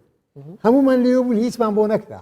لەبەرەوە ئەبێ ینی ئەمە نەکەی نقطە ئەگەر ڕەخنەکە لە ئێمە ئەوەیە ڕەخنەیتر لێرەوە بگرین کە لە ناو خۆماندا وەزعەکان باشتر بکەین بەڵام ئەگە وەزعەکە ئەوەیە ینی خۆ ئێستا قوربان ئێستا وڵاتانی دنیا حکوومەت بڕێوە بن لە ڕێگەی کرن ئەو ویدیۆ کۆنفرانس بەڵات نییە کاکە زاد ئێمە متفق بووین لەسەر دەوڵەت نیە بەڵام کاکە وڵات متمادام دەستم پێ کرد بە دوو جملەی تر بڵێم یعنی قوربان زانی چی خۆی ئەمە پێویستە کە کۆتەوەرەمان لەسەر ئەوە بوو ئێمە لە دوو ئاسدا تەعامل لەگەڵ بەغدا بکەین هەم لەگەڵ بەغدا دوو ئاست هەم لە ناو خۆشماندا وەکو دوو ئاست ئاسێکیان ئەوەیە تەعامل بکەین بیر بکەینەوە تەماشا بکەین وەکو دەوڵەت کە هەمومان وتمان دەوڵەتێکی فاشلی واوە لە 21ەوە کە دامەزراوە بەو شێوە خراپە هاتووە و ئەوی تریشیان وەکو حکوومەت کە ئێستا لەسەر حکوومەت لەو دوو ئاستەدا هینی بکەین ناکری ئێمە هەموو شتەکان بەسەر حکوومەتدا قسەی لەسەر بکەین و ئەوەی دەوڵەتەکە جێبێڵین یان بەعکسیشەوە ئەوەی حکوومەت مەسەلەی ئانیە ئێستاە مەسائلی بەپەلەیە کە ئێستاە ئەبێ تەعاملی لەگەڵ بکەین و ئەوی تریشیان بە زۆرش کرد لای خۆشماندا لە دوو ئاست ئاستێک کە ئەوانەی نوخبەی یان با بڵێین دەوڵەتدارانی کوردستان هەتا ناڵێم نوخبەی سیاسی دەوڵەتدارانی کوردستان ئەوانەی لە حکوومەت بەشدارن و حکوومەت ئیدارە ئەدەن و لێرە هەم لە سەرۆکی هەرێمەوە سەرۆکی حکوومەتی هەرێم و مؤسساتەکانی تری هاوشێوە ئاسێکی کەشمان لەبین نەچێ ئەوان مفاوەزاتەکەن ئەوان دانوستانەکەن ئەدەن وەرەگرن بەڵام ئەبێ لە ئاستی ملیدا ئێمە جارێکی کە قسە لەسەر بەغدا بکەینەوە قسە لەسەر خۆمان و بەغدا بکەینەوە ئەو دوو حاڵەتەمان لەوێش و لێرەش لەبیر نەچێ باسی کاکم لە توێ پرسی لەسەر موچە بەڕاستی من دوێنێ یان پێرێ بوو تووشی مفاجعە بووم کاکم بە کوردی پەیاممان بۆ ئەنێرێ و واوە ئەکاکەتی دوێنێ وابزانم یان لەو دوسێ ڕۆژێ ڕابردوو نازانم کەی بۆڵە دکتۆر بەشیر حەداد دەنووسێ وەڵام من ئەوم دیوە وتی پێش جەژن موچەکە ئەنێرم لەوانەیە بەڵێ لەوانەیە یعنی بەڕاستی من ئەسڵ ڕخنەیەکە من بمبورە کاک دکتۆرەگەر حتمما ئەمان بینیت حەق نەبوو تۆ ئەمە بە شتێکی مهم وەربگریت چونکە جارێ مەزمون نیە دیار نییەکەوە ئەکایان نا دووەمیش بەڕاستی ئەمە ئەبوایە ئەسڵ زۆر زووتر بینێری و ئەبوای دوو مانجیش بنێرە هی سێ مانجیش بنێرێ بۆ ئەو ئەبێ ئەو ناتوانانی سەرکەوتوو بێ ئەگەر متمانەی ئەوەی تۆ پێڵێ پێک هاتەکان کە ئەمن پێڵێم نەتەوەکان و ئاینەکان متمانەی ئەوانە ئەبێ بۆ خۆی وەدەست بێنێ ئێستا بۆ دەنگدان ئەوە متمانەت پیا کرد من نازانم چۆن پێات کرد زەختی گوشاری ئەمریکا بوو دەستێوەردان و هەوڵەکانی ئێران بوو یان زۆرێک چکە بوو ئەمە نازانم مەسەڵەن کورد بۆ دەنگی نەدا کورد بە زوفری بۆ دەنگی بە تۆدا بۆ نمونە ئاڵێم یعنی ئەمە چۆنێک بۆ قینا بەڵام تۆ نابی من ناڵێم پیاوەتیمان لەگەڵ بکەوت کە پیاوەتیمان لەگەڵ کردووی ئەبێ بۆی سەرکەوتوو بووی متمانەی کورد بەدەست بێنی ئێستا ئەوەی کورد زۆر ینی کاڵێم کورد مەبەستم نوخبە سیاسیەکە نییە کوردی ئەچادی هاوڵاتیەشی ئاسایی پێشەمو شتێکە بێ متمانەی ئەو پێکاتەوە متمانەیەوی بەوە دێتەوە کە موچەکە بنێنێ موچە نانێنێ ئەزانی کورد هەمیشە فێری ئەوە بووە کە یاخیب بێ تۆ ناوی لێ منێ شۆڕش ناوی لێ منە یاخبوون هەمیشە کاگازاتورە کاتمان کەمماوە کاگازات لە کۆتاخاڵە باسی شتێکی کرد کە چۆن کازمی کارێکی وە ئەکات متمانەی هاوڵاتی کوردستان بەدەست بێنێتەوە بکات بیکات بەڵام ئایا ئەیکادیان نایکاتەوە لە داهاتوە دەرەکەوێت ئەوەی کە جێی ئەسەف ئەوەیە کە ئەبینین حکوومەت دوای حکوومەت کە لە عێراقیەن ئەڕۆن کاتێکێتە سەر مامەڵەکردنی لەگەڵ هەرێمی کوردستانە بەدەر لە جانبە سیاسیەکە و جانبە با بڵێم ئەمنیەکان کاتێک کە ئەبینن شەقامی خوارو لە ئەناڵێنێ بەدەست نەبوونی هەژاری بێخزمەت گوزاری و تا دوایی لە جیاتی ئەوەی هەوڵ بن کە سێرێکی هەرێمی کوردستان کەن و ئەو خزمەت گوزاری و ئەو با بڵێم سێکتەرەکانی پەروەردە و تەندروستی و تا دوایی ڕاستە پەرفێکت نییە زۆر باش نییە بەڵام ئەگەر بەراوردێکی بەوان زۆر باشترە لە جیاتی ئەوەی بێن لە مەناتقی خۆیانە گرنگی بن و خزمەتی خەڵکی خۆیان کەن کەم و زۆر وەکو سزایەک سزای هاوڵاتی هەرێمی کوردستانیان و ئەیانوێت بهێنە ئاستی عێراق ئەمە خۆی شتێکە کە ینی ئەتوانین بڵێن یەک دوو کابینە بەزەقی بینراوە و پێشتریش بە شوێکی ناڕاستە خۆ کراوە ئەگەر هەتا عێراق خاوەنی سیادێکی سەربەخۆی خۆی نەبێ هەم لەسەر ئاستی دەرەوە هەم لەسەر ئاستی ناوخۆ ناتوانێت ئەو سیاسەتەی کە پێویستە بیکات لە ناو خۆیان و لە دەریشەوە بڵێ مشکلە کۆمەڵایەتی مرۆیەکان یانوێت لەوەی بگوازنەوە بۆ کوردستان بزەبێت لەبەرەوەی کە بەم شێوەیە لەوانەیە وا بیر بکرێتەوە کە ئاژاوە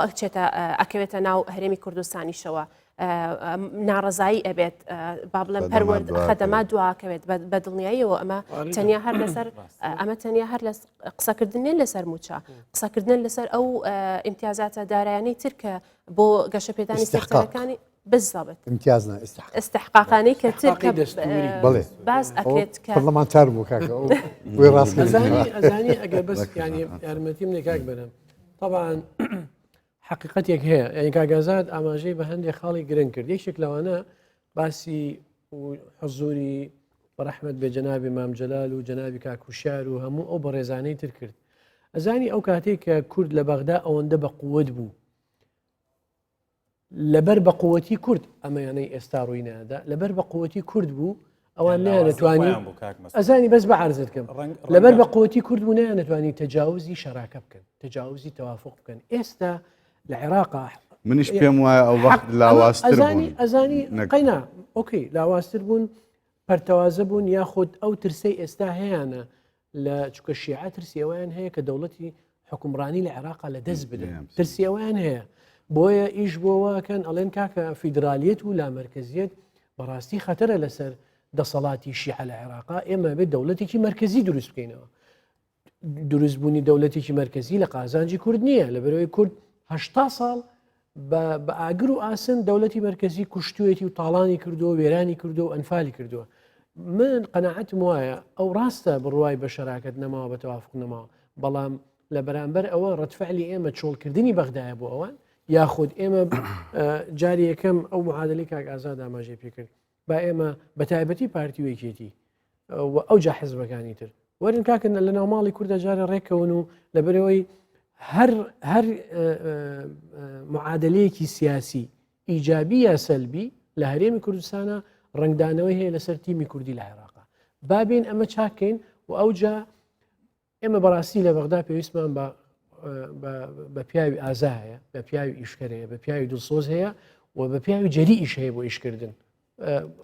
ئیش بۆ حزب نەکە ئیش بۆ کورد بکە ئیش بۆ کوردستان بکە ئێمە خەڵکی ئاهامانەیە لە عێراقا و هەرێمی کوردستانیش لە ناو هەموو حزبەکانە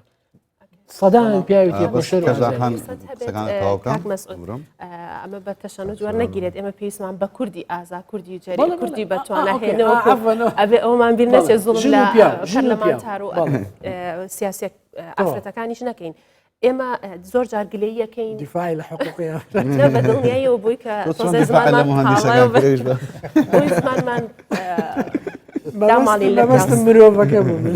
ببوورە داوا لێ ناکەم بەس ئەوایە ئەوە بڵین ئێمە زۆر جار گلەی یەکەین لە ئەو ئەندام پەرلەمانانە جا سەر بە هەر کوتلەیەکی سیاسین سەر بە هەر لایەنێکن کاتێک لە قەزەیەکی زۆر زۆر حساسە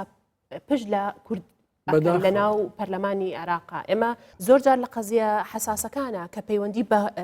پرسی کوردەوە هەیە لە ناو پەرلەمانی عێراقا بەشێک لە پەرلەمانتارە کوردەکان کە وا بڕیارە بڕۆن لێ دیفاعکەن لە کورد دیفاعکەن لە هاوڵاتی کوردستان دیفاعکەن لە هەرێمێک کە ئەوانی هەڵبژاردۆ و ناردوێتی بۆ ئەوێ سیرەکی پشت ئەکەنە کوتلەکەی خۆیان مەبەز لە کوتلەی کوردیە لە ناو پەرلەمانی عێراقا زۆر جار ئەمە گلەیەکی زۆر لە لای هاوڵاتی دروست بیستە وەختی خۆی دوو کەسە بوون لە بەغدا کوژراون کورد بوون تیرۆرکراون یەکەچیان ناوی شاهین تاڵەبانی بوو شاهین تاڵەبانی بەڵێ ئەوی تریان ناوی عوسمان محەممەد فایق بوو بەغدا قەت بێ شاهین تاڵەبانی و عوسمان محەممەد فایق نەبووە وەکو عاسیمەی داگیر ئەوەی کەژاخان باسی کرد بوونی چەند پەرلەمانتارێکی کورد و هەمیشە وەستان لە دژی بەرژەوەندەکانی هەرێمی کوردستان بەڕاستیە دوای بڵێ شتێکی ئەنتیکە شتێکی غەریبە شتێکشە زۆر جێی داخە زۆر جێی داخ من ئەم نمونەیە ڕەنگە بنەوە فەڵەستین لە بەرچاومانەیە هەرگیز پەرلەمانتارە عەرەبەکانی ئیسرائیل قسەیەک دژی فەڵەستین ناکەن لە کاتێکە ناو فەڵەستینە دەیان مشکلە هەیە سەیری هەرێمەکانی دنیا بکە باوەڕ ناکەم لە جنوبی سۆدان پێشەوەی جیابنەوە ئەسڵم پەرلەمانتارەکان وتیان بە زمانی خۆمە قساکەین ینی بوو بە گەورەترین مشکلە من حەزەکەم ینی تۆزە مافی قسەکردنم هەبێ چکە پێشکەشکارنی با من پرسیاری لێ بکەم مادام کاک بێرە دەورەکەەوە بە من حەزە فەرموو جا جنابێ ئەوەندەی کە بە دوواداچوونی بۆ کردێ با منم پرسیارە ئاوایی وەکو میدیاکارێ لە جناب بکە ئەم زاتە خۆی کەسێکی میدیاکار بۆ لە ئیسپۆعەیە پێماوێ لە سلێمانی سەرنووسەر بۆ ئەوانە لە کەی سێنفالیشا ئیشی کردو ئەوانە لە گەرمیان ینی مەسلەی بەکارهێنانی میدیا و تۆڕە کۆمەڵایەتیەکان و ئەوانە لەم چەند ڕۆژەی ڕابردووە من بینیم زۆر لێزانانە مامەڵی لەگەڵاکە ئایا ئەو ناتوانێت بە سوود وەرگرتن لەوانە مەسەلەن کار لەسەر ئەوە بکاکە ئەو قینەی کە بڕیارە هەڵچێ هێوری کاتەوە ینی مەبەستم زانی ئەو کازمی ئەموو ئەزگاگەدارن لە دوو کەرتی زۆر حساس ئیشی کردووە یەک خابەرات و میدیا لەبەر بڵیت و نەڵیت ڕەنگە لەمانەیە بۆ خۆی وەکو شەخص وەکو شۆ وەکو ئەمانە جۆرێک لە سەرکەوتن یا تەعاتوف یا هاوسۆزی بۆ خۆی پیا بکە لە ڕێ ئەمنەوە شویانەوە بەڵام لەگەڵ ئەو مشکلە گەورانی ئێمە باسیەکەین لە عێراق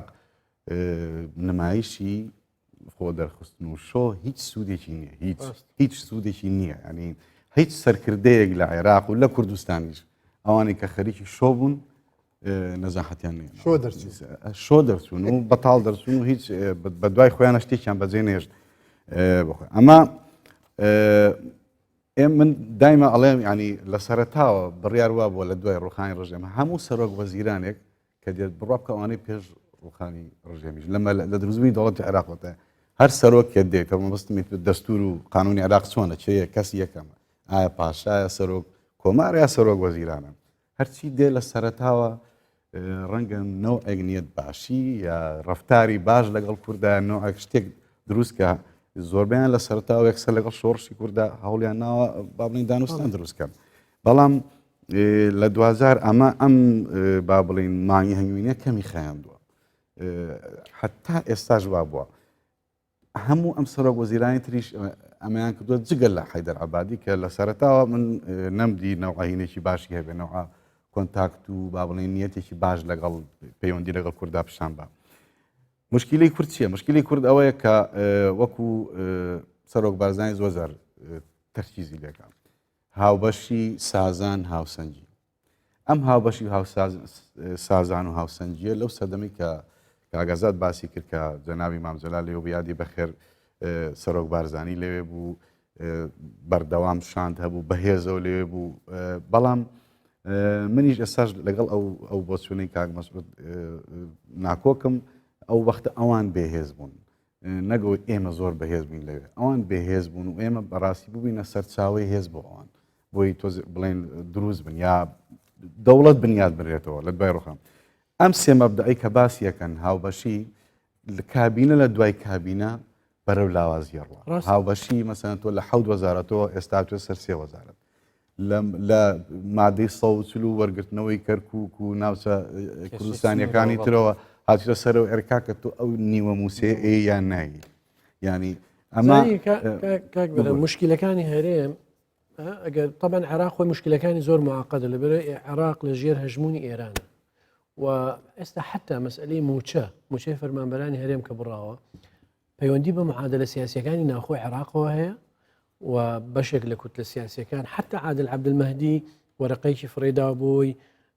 حکوومەتی کاظمی بە مشکلێ دەست پێ بکات لەگەڵ کوردە يعني معنى زور واردة يعني آخر شبكة قولي عادل عبدالمهدي بالله بيوندي باشا كرد السنة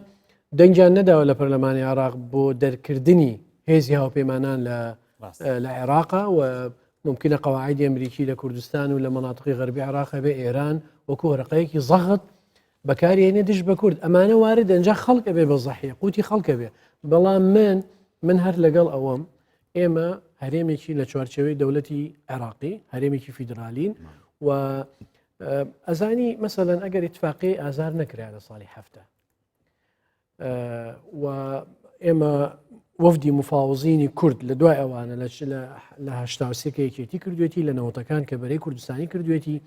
ئەزانی اتفاقی ئازار بوو بە ئەساسێک بۆ مافەکانی کورد و قوتي اتفاقية آزار واي كرد وبرلماني كردستان ولا دواء آزاد كردني عراق داواي فيدرالي بكن بنظامي سياسي لحكمراني عراقية بويا من قناعتي كاملة هي معادلاتي السياسية هم آواتي أو من هي بروانا كان بتشي ل 40 مليون كرد لهم بارشكاني كردستان برسي اللي تمنى ناكي روجي لروجان كرد بدولة تمناك چونکە هەموو کوردێک زلەیەکی خواردووە بەدەستی داگیرکارەکانی کوردستانە ڕۆژێک لە ڕۆژان هەر ئەوەی هەر لە دڵایە بەڵام ئێستا ئێمە بەشێکی لە دەوڵەتی عێراقی و حقوقی دەستوریمان هەیە بڕوات هەبێ لەوانەیە هەمووشتان زۆر تەفاسیلێ بزانن ئەوەی ئەو سەرکردانەی کورد لە دەستوری عێراقیە چەسپاندویانە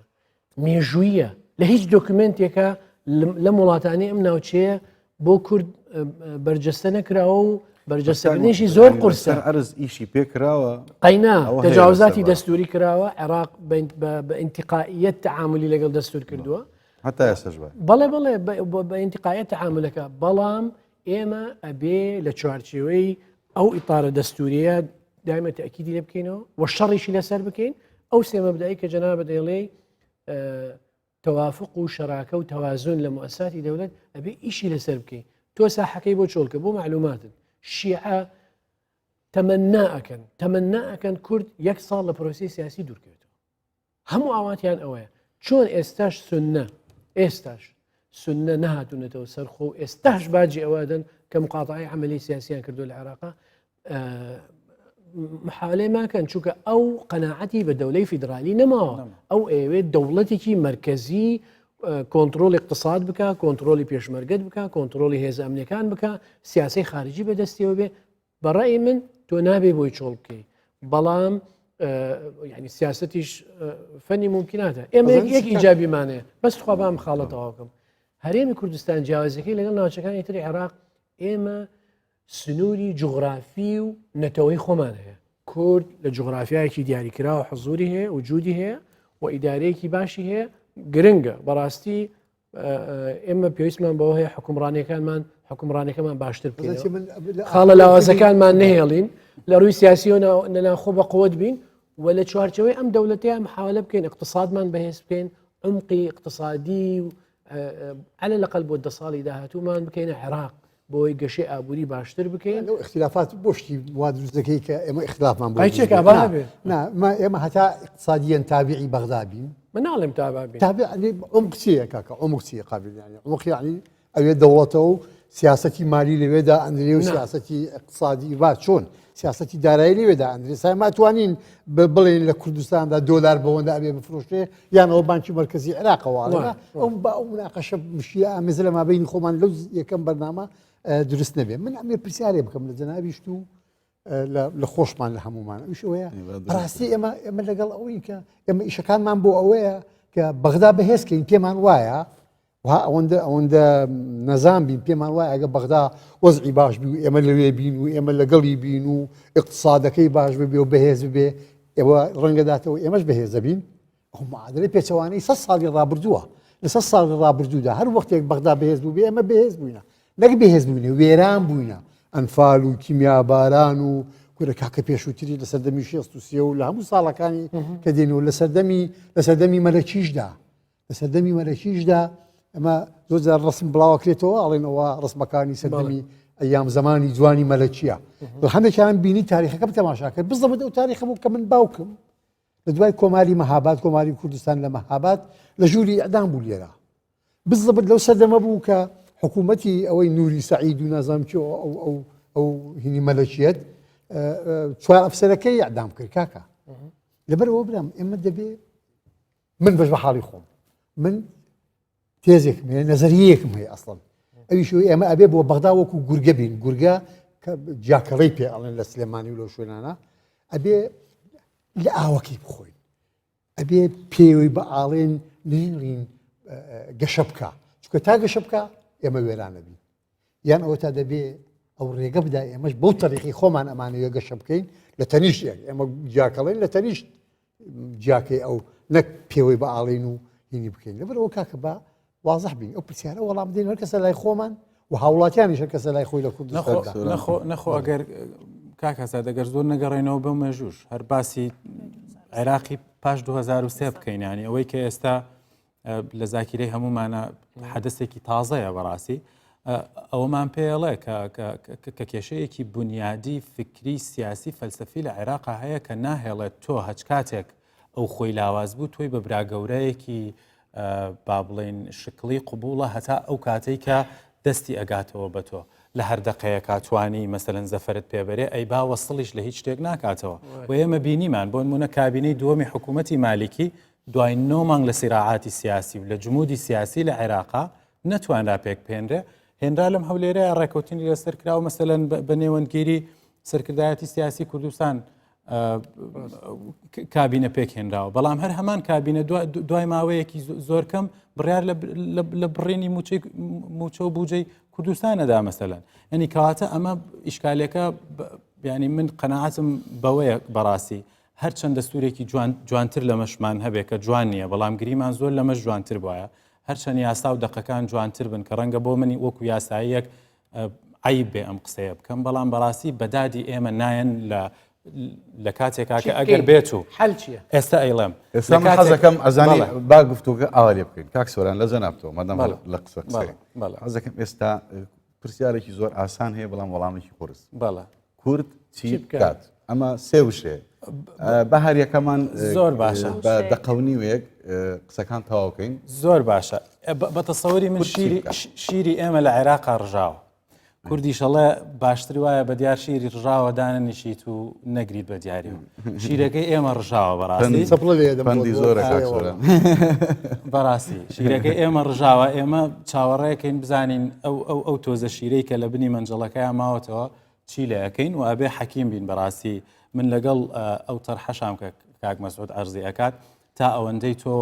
واقعیەن بە عێراقەوە پەیوەستبی ئەبێت تۆ لانی کەم ئێستا ئیدی ئێمە وەزعیە وەکو 2005 و 2000 تا 2010 و تا 14 نییە بەڕاستی ئێستا ئێمە بمانێ و نەمانەوێت پێگەی ئێمە تا دێ بەرەو لاوازبوون و لاوازتریشە چێ یان با بڵێم لاوازکردنە چێ و هیوادارم ئەلێرەیە ڕابوەستێ و ئەو تەرحانەی کە ئێستا ئەکرێکە هەڕەشەیەکی جددین بۆ سەر پێگەی دەستوری کوردستان لێرەیە بوەستێ بەڕاستی مەبەستم پراگماتیکی بوون ئەمەیە کە پێویستە دام و دەستگا حکوومیەکانی ئێمە وەکو حکوومەت و حکوومەت ڕەفتار لەگەڵ حکوومەتی بەغایە بکەن ئەمن پێم وایە گەر عیلاقە سیاسیەکانی ئێمە لە چەند ساڵی ڕابردووە بەڕاستی بەدادمانەوە نەهات بۆ ڕزگارکردنی ئەو تۆزە شیرە یان با بڵێن سوود وەرگرتن نەک ڕزگارکردنی سوود وەرگرتن لەو چۆڕە شیرەی کە لە بنی منجەڵەکە ئێمەیان ماوە بەڕاستی پێویستەکە عیلاقاتی سیاسی ئێمە بگوازرێتەوە بۆ عیلاقاتی مؤسساتی کە خۆشبەختانە ئێستا خەریکن بنەوانەکەی داڵن کە کابینەی حکوومەتی هەرێمی کوردستان لەگەڵ کابینەی حکوومەتی فیدراڵی لە بەغا مامەڵە بکە ڕەنگە لەو لێرەیە فۆرمێکی تازەی پەیوەندی و ڕەنگە مافی زیاتریشی لێ بەدەستەوە بێ ئەگینا من وەکو خۆم بەڕاستی ئومێدێکی ئەوتۆم بەم کابینەیە نییە گەر دوا قسەی من بێ لەبەرەوەی کە ئومێدەکەش لە چیوە سەری بێنی بێ ئومێدەکە لە چیوە سەرچاوەگرێ من دراو هەیە دراوەکە چییە؟ عادل عەبدولمەهدی هاتبوو خۆی تووشی هەڵەیەکی لۆجیکی کردبوو کە بۆ هەموو شتەکان تەوقیتێکی سەدڕۆژی بۆ خۆی دانابوو کازمی هاتووە هیچ تەوقیتێکی بۆ خۆی دانەناوە بەڵام خراپتر لەمە ئەوەیە کە مقتەدا سەدر ئێستا تەوقیتێکی سەدڕۆژی بۆ داناوەکە دەست خۆش بێ کە ئەڵێ ئەگەر تۆ لەم سەد ڕۆژەیە ئەوەی کە لێت داواکراوە نەیکەی من شەقام بۆ دەگری دەرونی کەژان خان کورد چی بکات ئەو قسێ زۆر جوام و کەوت یانەیە مشکلە کۆمەڵایەتی مرۆڤەکان بۆ ئێمە بگوازنەوە بۆ ئەوی نەگات پێمان بۆ ئەوەی نەگات پێمان ئێمە زۆر زەڕورە لە هەموو کاتێک زیاتر یەکگرتوو بین لە هەموو کاتێک زیاتر سیاسی ئێمە کوتلە جیاوازیەکانمان بەدەر لە هەموو ئەو جیاوازیانی کە هەمانە کاتێک کە ئەڕۆینە دەرەوەی هەرێمی کوردستان لە پەرلەمانی عێراق یاخود لە هەر موسسەیەکی تری حکومی دەوڵەتی عێراق بزانین چی پێویستە چی زەرورە چی زۆر قازانج ئەگەێنێ یاخود ئەبێ دەبەدەستکەوت بۆ هەرێمی کوردستان ئەوە بکەین ئەگەر نا ئێمە ئەو چۆڕەشیرەی کە دکتۆریش باسی کرد ئەوەشمان نامێنێت و سەرباری ئەوە دووبارە ئەبێ ئامادە بین بۆ ماڵوێرانی تر و بۆ کوشتار و بۆ سەرکوتکردنی بەردەوام لە داهاتوێکی زۆر نزیکی شاتوانین بڵین چونکە ئێمە لە دوای 2023 و دووبارە قووەتمانیایەوە بە دەوڵەتی عێراق دروست کرایەوە هاوکار بووین ئاوارەمان بۆ پێشوازیمان لە ئاوارەکانیان کرد پێشمەرگەمان بۆ ماوەی چەند ساڵێک داکۆکی لە خاکی لە بەشێک لە خاکی عێراق کرد کە لە دواترا ئێمە بینیمان چۆن مامەڵان لەگەڵ پێشمەرگا کرد کەواتە ئێمە گەشتونێتە ئەنجامێک کە هەر زەرورە ئێمە خۆمان لە ناو خۆمانەیە گرتوو بین دڵسۆز بین بۆ دۆزی کورد بۆ خزمەتکردنی خەڵکی کوردستان کاک مەسعود کورد چی بکات وڵایی چی بکەین ئەزانی چۆنە من ڕایم وایە کورد معادلة يعني عاملێک نییە لە معادلەی سیاسی عێراقیە لە عێراقیە شیعە بتوانێت لە معادلەکە دەری بێنێ و ئەسڵەن کە کورد ڕیفراندۆمی سەر بەخۆی کرد ئەو بوو بەنادەستوری هێزی چەکدار بەکار هات و وتیان ئێمە نایڵێن ئەم پارچە شیرینە لێمان جیابێتەوە و ئێمە ئێوەمان خۆشەوە ئەمانەیە لەگەڵمان بن يعني ئەمە بەڕێم ئەبێ پراگماتی بین لە معادلە سیاسیەکەیە معادلەی دەولی و ئەقلیمیمان بینی ڕەتفعلیان چۆن بوو بۆ ڕیفراندۆمی سەربەخۆیی کە لە 1993 کورد پشتیوانی کردو دەنگی پێدا ئێمە لە چوارچێوەی ئەم دەوڵەتە عێراقیین زۆر گرنگە ئێمە تەکید لەوە بکەینەوە ئەم نظامە فیدرالیە گۆڕانکاری بەسەردانەکرێت بەعکسەوە محاولەی ئەوە بکەین و دەعمی ئەوانە بکەین کە یانەوێ هەرێمی تر لەناو عێراقا دروست بکەن لەبەرەوەی ئەگەر ینی هەرێمی کوردستان دیفاکتۆ بوو کاکە هەرێمی کوردستان دەوڵەتێکی سربەخۆ بوو کورد بە ئارەزوی خۆی لە دوای 2023 گەڕایەوە ناو دەوڵەتی عێراقی و بەشداری کرد لە نووسینەوەی دەستور و بنیادنانەوەی ئەم دەوڵەتە بە ئومێدی ئەوەی قیادەی سیاسی کوردی و معادلاتی دەولی و ئەقلیمی بەو ئاراستەیە بوو دەوڵەتێکی نوێ و مافەکانتان پارێزراوە بێ و من بەڕاستی يعني ڕاستە جێبەجێ نەکراوە بەشێکی زۆری بەڵام حقوقی کورد لە ناو دەستوری عێراقیە زۆر بەباشی جێکراوەتە وەکو پێکهاتەیەکی ئەساسی ئەم دەوڵەتە بۆیە ئیشکردنی ئێمە بۆ ئەوەی ئەقالیمی تر لە عێراقا دروست ببێ ئەبێکێک بێ لە خاڵە استراتیجی و جەمەرەکانمان دوو عمق اقتصادی بۆ ئەڵێم عێراق عمق اقتصادی ئێمە کاکە ئێمە بێ من ناڵێم عێراق مەفهومی بازاڕی بەڵێ من ئەڵێم عێراق ئێمە بەشێکی لەم دەوڵەتە اقتصادی هەرێم بەشێکە لە اقتصادی دەوڵەتی عێراقی تەئیدی قسەکەی کاگازا دەکەم سیاسەتی نەقدی بانکی مرکزی عێراقی دایڕێژێ عملەی نەقدی ئێمە دیناری عێراقیە ناتوانین بڵێن وڵا ئێمە جیاین و بەنەوعی تر تەعاملەکەینەوە تێڕوانینی سیاسیمان جیاوازە شەڕ لەسەر مافینەتەوەیمانەکەین شەڕ لەسەر خاکەکەین شەڕ لەسەر ئەوەکەین کە ناوچە کوردستانەکانی دەرەوەی هەرێم مەسیری لە فترەیەکی محدەدا یەکلایی بکرێتەوە کە ئەمە ئەرکێکی قورس و بەڵام مستحیل نییە ئێرادەی سیاسیەوە عمق اقتصادی من حەزەکەم تەرکیز لەسەرەمە بکەم چونکە ئەمە ژیان و گوزەرانی خەڵکی پەیوەستە بەمەوە و مشکلەی هەموو ماڵێکە موچە خۆ فەرمانبەر موچینایە بازار وەستاوە هەموو شتێ قفڵ بووە ئێمە ئەگەر بتوانین عمق اقتصادیمان بکەینە عێراق کە بەشێکین لەم دەوڵەتە کشتتوکاڵمان بەهێزکەین کارگەکانمان هەبێ بازار اقتصادی ناوچەکانی تری عێراق بێ کاگازادیش قسەکانی تاوە وڵا لە ڕاستیدا من قسەی نهائیم ئەوەیە کە من طبعا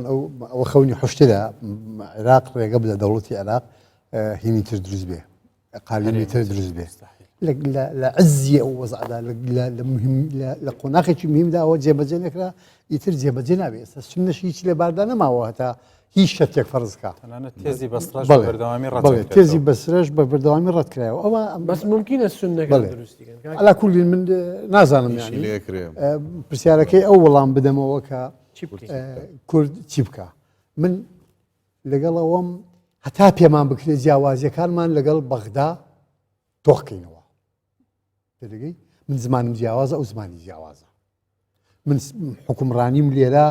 باشترێ لە هی ئەو ئەبێ ئەوە بکەین بۆ وەکو هی ئەو نەبێ من یعنی هەموو ئەو شتانە تۆخکەینەوە لە پاڵ ئەمەشدا وەکو پارالێلێک لە تەنیشتیدا ئەوەیە ئێمە وەکو باسم کرد پێشووتریش نوخبەی حکومڕانمان لە کوردستاندا لە گفتوگۆدا بەردەوام بێ لە دانوستان بەردەوام بێ بۆەوەی ئەوەندەی ئەکرێ لەم قۆناخەدا ئەو شتانەی کە دەستکەوتی مەرحەلین هەموو ئەو شتانەی لە دەستوردا هاتووە لە دەستوری عێراقیدا هەموویان مەرحەلین لای من یەکشت مهمە سەربەخۆبوون ئەبێ مەسەلەی سەربەخۆبوون لەبیر خەڵک نەبینەوە ئەبێ ئاگامان لێبێ بەو تەریقەیە ئەوان ئەیانێ وردە وردە کورد ماڵی بکەن ماڵی بکەن ئێستا خەریکە کورد وردە وردە جۆمان لێ ئەبێ نا جۆمان لێ بۆ من بۆ خۆش بوتم کورد لەحزەیەکەیە یاخی ئەبێ تێگەی بەڵام محاولات ئێستا خەڵک هەیە کورد هەیە نووسێ باکووری هەر بڵێ بڵێ ئەوە جیان باسەکەی لەبەرەوە قوربان